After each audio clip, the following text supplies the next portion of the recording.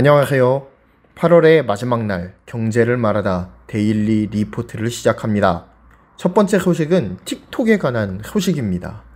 동영상 공유 플랫폼인 틱톡의 모회사인 바이트댄스가 틱톡 매각 문제와 관련해서 중국 수출 규제를 엄격하게 준수하겠다라고 하는 입장을 밝혔습니다. 중국 정부는 최근 틱톡 매각에 결정적 제동을 걸도록 음성인식, 빅데이터 수집 등 인공지능 분야 기술을 당국 허가 없이는 수출할 수 없도록 관련 규제 리스트를 개편했습니다. 바이트댄스는 이에 장단을 맞춘 것으로 보입니다. 이러한 바이트댄스의 스탠스 변화로 인해서 그간 급물살을 탔던 틱톡에 대한 매각 논의에 급제동이 걸릴 가능성이 매우 높아졌습니다. 중국의 수출입 관리 조례에 따르면 제한 목록에 있는 기술과 관련한 수출의 행위는 반드시 중국 정부의 허가를 받아야 합니다. 이에 따라서 향후 바이트댄스가 자회사인 틱톡 전체 또는 틱톡의 미국 사업 부분만을 떼서 MS 등 미국 회사에 팔기 위해선 중국 정부의 승인이 있어야 가능할 것으로 여겨집니다. 틱톡은 그동안 개인정보의 무차별적인 수집으로 인해서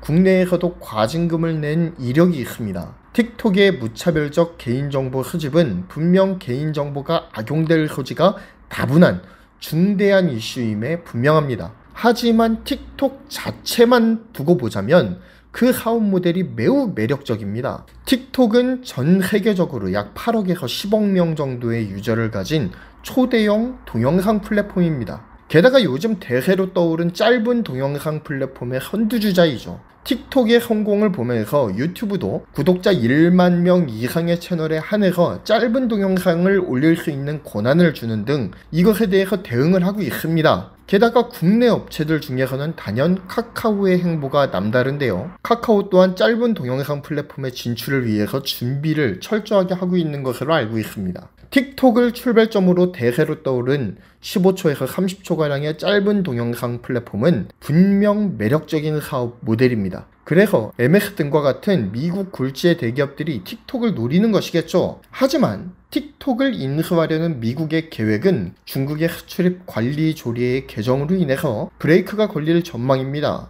앞으로 틱톡의 미래는 어떻게 될까요? 미국의 규제로 인해서 일단 멈춘 틱톡은 다시 드라이브 기어를 넣을 수 있을까요? 두 번째 소식입니다. 테슬라 소식을 준비해 보았는데요. 요즘 국내 투자자들의 해외 투자액이 지속적으로 증가하고 있다는 사실은 다 아실 것입니다.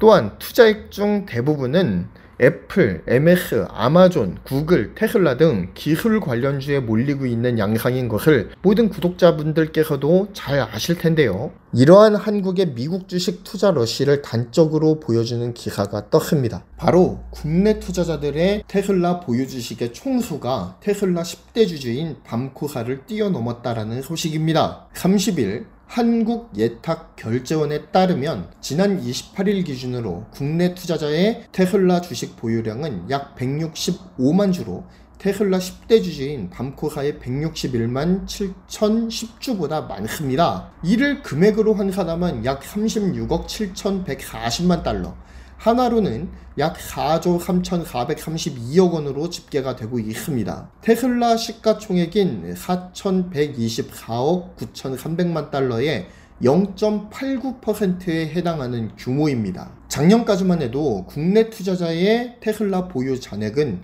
1억 4천만 달러 남짓이었습니다. 하지만 올해 들어서만 15억 286만 달러를 매수해서 그 비중이 급격하게 늘어났습니다. 테슬라 주식이 하늘 높은 줄 모르고 치솟으면서 국내 투자자들의 투자 열기를 과열시켰다는 분석입니다. 하지만 해외 주식 투자 열풍이 비단 테슬라 주식만의 이야기는 아닐 것입니다. 앞서 말씀드렸듯이 미국의 미래 먹거리 관련 산업에 대한 국내 투자자의 투자 열기는 아직도 매우 뜨겁습니다. 조익재 하이투자증권 전문위원은요, 미래 먹거리 관련 산업에서 미국 기업의 독주 체제가 굳어져서 해외 주식 투자는 앞으로도 늘어날 수밖에 없다라고 전망했습니다. 한 해외 투자자는 이렇게 말했습니다. 국내 시장은 박스권이라 단타용인 반면 지난 10년간 우상향했던 미국 주식은 장기 투자용이라는 소리를 주변에서 많이 들어서 미국 기술주 비중을 급하게 늘렸다 라고 이야기를 했습니다. 국내 개인 투자자들이 매수하는 해외 종목 중 대부분은 4차 산업혁명을 선도하면서 압도적 경쟁력을 갖춘 미국의 기술주들입니다. 기업의 주가가 오르기 위해선 결국 수익성과 성장성이 겸비되어야 하는데 글로벌 주식시장 중에서 이런 기업을 다수 갖춘 시장은 미국 주식시장밖에 없기 때문에 당분간 미국 주식의 상승세가 계속될 것으로 보입니다. 아직 해외 투자에 발을 들이지 못하신 분들은 참고에 봄직한 의견이 아닐까 싶습니다. 다수의 전문가들이 해외 직접 투자 증가에 대한 우려를 표하고 있으면서도 미국 주식의 강세가 당분간은 지속될 것으로 보고 있습니다. 그렇기 때문에 더 늦지 않게 미국 주식으로 관심을 돌려보는 것은 어떨까요? 마지막 소식도 미국과 관련된 경제 뉴스입니다. 바로 연준의 새로운 인플레 전략에 대한 내용인데요.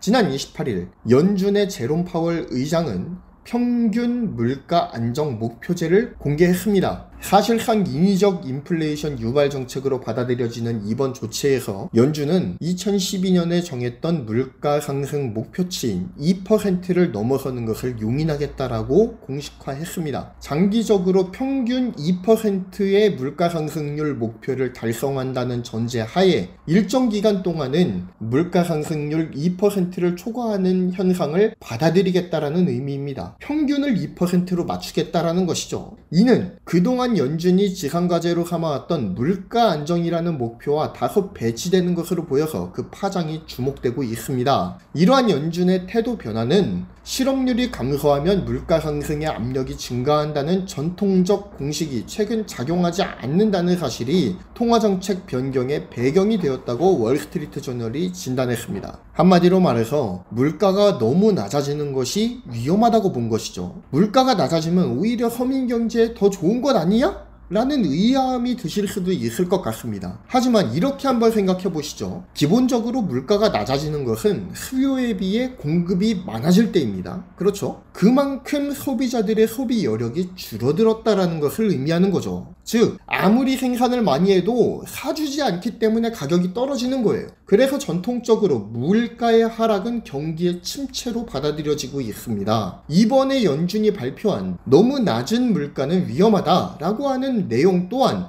이러한 경제 인식을 바탕으로 나온 주장이라고 보시면 이해가 쉬우실 겁니다. 앞으로도 당분간은 연준의 인플레 유발 정책이 계속될 것으로 예상이 됩니다.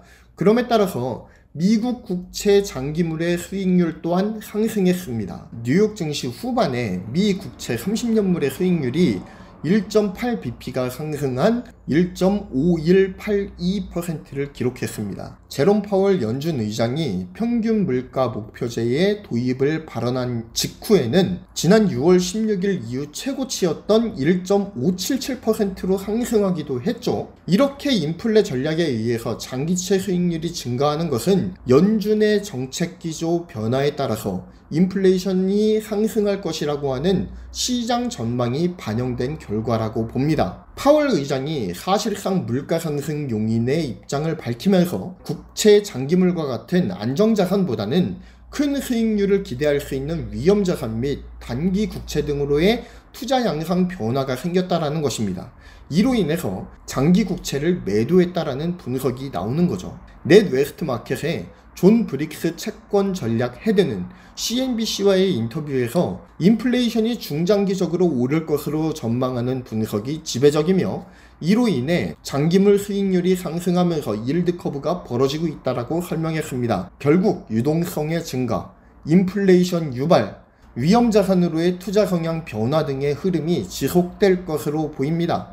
결국 중요한 사실은 시간이 가면 갈수록 안정자산에 투자함으로써 얻을 수 있는 기대 수익은 낮아질 것이라는 사실입니다. 그리고 지속적 통화 공급 증대로 인플레이션이 높아질 것이고 이는 곧 자산 가치의 상승을 불러와서 위험 자산으로의 자금 유입이 더욱 증대될 것이라고 전망할 수 있을 것입니다. 이상 경제를 말하다 데일리 리포트를 마치겠습니다. 구독, 좋아요, 알림 설정 꼭 부탁드리겠습니다. 감사합니다.